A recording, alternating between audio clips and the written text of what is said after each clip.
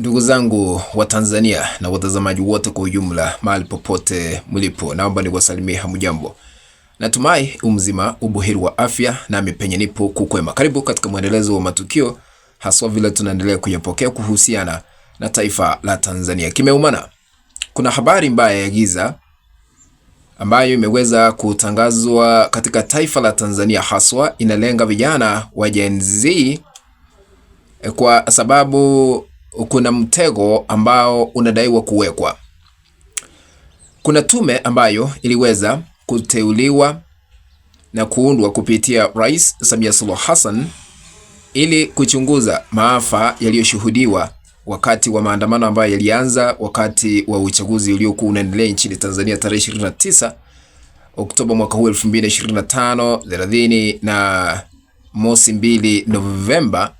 Sasa tume hiyo wakati inaendelea kukusanya maoni kuhusiana na ushahidi ambao upo kuhusiana na maafa, inadaiwa kwamba ni mtego. Kuna barua ambayo imefika katika meza yetu ya habari, naomba tukaweze kuiangazia kwa sababu inalenga vijana wa Gen Z. Nitasoma hiyo barua kisha baadaye tutakuwa tunachanganua kwa undani.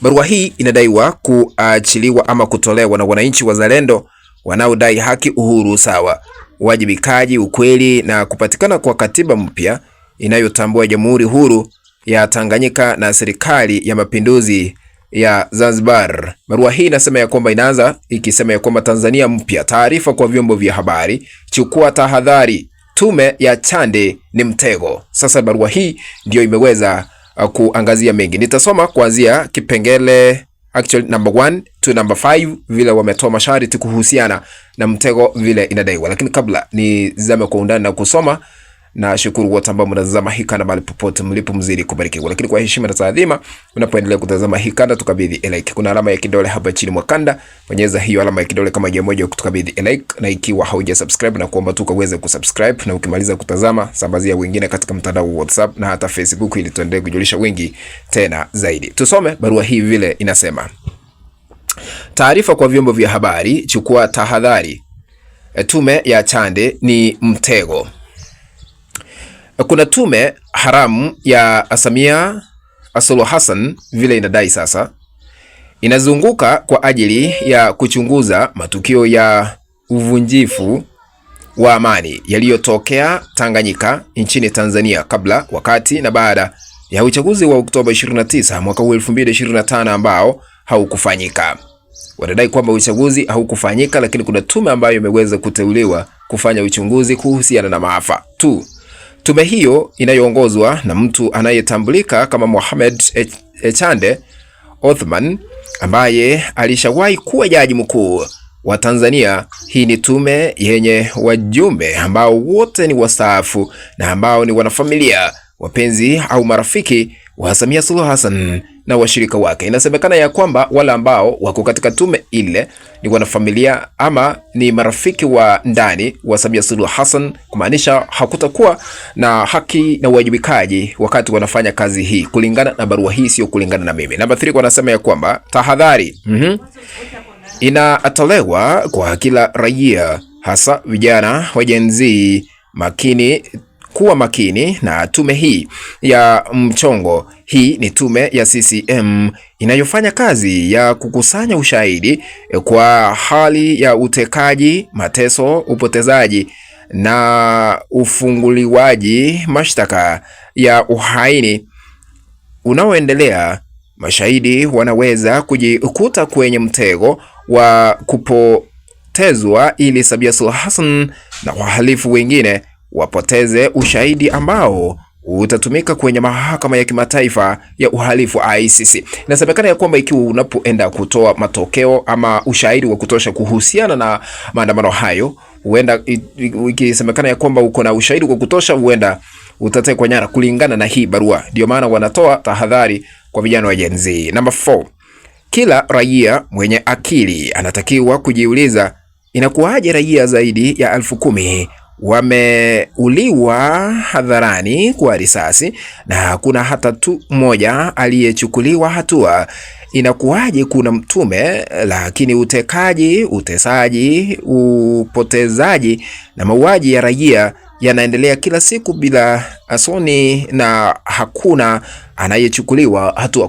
Inasemekana ya kwamba wakati haya yote yanaendelea nchini Tanzania na tume inaendelea kukusanya maoni, inawezekanaje hakuna hatua imechukuliwa dhidi ya wale ambao ni wahusika haswa waliosababisha maafa nchini Tanzania? Kwa sababu maafa yanaposababishwa, kuna wale ambao wanasababisha hayo yote kushuhudiwa, lakini hakuna hatua yoyote ambayo inachukuliwa kufikia sasa. Wanamaliza wakisema hivi: kushirikiana na tume hii kwa kuwatumia taarifa au kuwasiliana nao kwa njia yoyote ile ni kuchagua, kutekwa, kuteswa, kufinywa, kupakwa, kuuliwa au kufunguliwa kesi za uhaini. Barua hii inasema mengi. Kwa hivyo wanatuma tahadhari kwa vijana wa Gen Z wakati wanaenda kutoa ushahidi kwa tume ile ambayo inaendelea kukusanya maoni, ushahidi kulingana na kile ambacho Watanzania wanajua. Ikumbukwe, Samia Suluhu Hassan aliweza kulazimishwa kuunda tume ili kufanya uchunguzi wa kina, kujua kwa nini maandamano yalishuhudiwa nchini Tanzania kulingana na Samia Suluhu Hassan, kwa sababu tunakumbuka vile alisema yeye mwenyewe. Namba 2, akatoa question nyingine wakati wanaenda kufanya mambo ya kutafuta ushahidi. Chanzo ni nini? Tena nani alifadhili wale ambao walikuwa wanaandamana?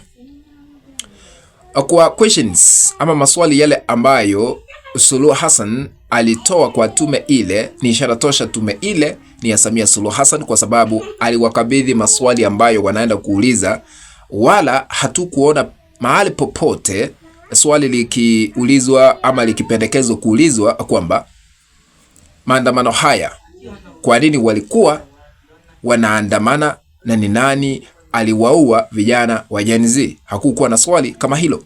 Ikumbuke kwamba mrengo wa upinzani ukiongozwa na vyama vikuu vya kisiasa nchini Tanzania, haswa mrengo wa upinzani Chadema ambacho kinaongozwa na Tundu Lissu, ACT Wazalendo ambacho kinaongozwa na Mpina, walidai kwamba watu wengi waliweza kuangamia zaidi ya 3,000 nchini Tanzania.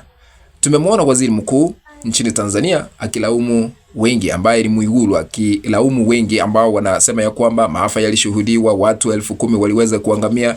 Amewakemea wale ambao wanaendelea na siasa za upotoshaji katika taifa la Tanzania. Lakini sisi ni kusubiri, sisi tupo hapa kuhakikisha kwamba tunawajulisha yale ambayo yanatufikia katika meza yetu ya habari. Nauliza swali, je, unaamini kwamba kutakuwa na haki kupitia tume hii ambayo inaenda kuchunguza maafa nchini Tanzania? Kutakuwa na haki na uwajibikaji? Kulingana na wewe, utaniandikia katika sehemu ya maoni. Kufikia hapo, mpenzi mtazamaji, ndipo natia kikomo katika uchanganuzi wa masuala ya kisiasa. Tukutane katika kanda ambayo nitaitengeneza hapo baadaye. If you have not subscribed to our YouTube channel, I'm requesting you to consider subscribing by smashing the subscribe button that is down here. Once you are done, remember to turn on the notification bell so that the moment we upload any video clip, you'll be notified automatically that Umokeja TV has uploaded the video clip to watch. Remember to share our content also at our WhatsApp groups and on Facebook. That is the only way we can continue building this channel of ours, Umokeja TV. Be blessed, and let's meet in the next video. Bye bye.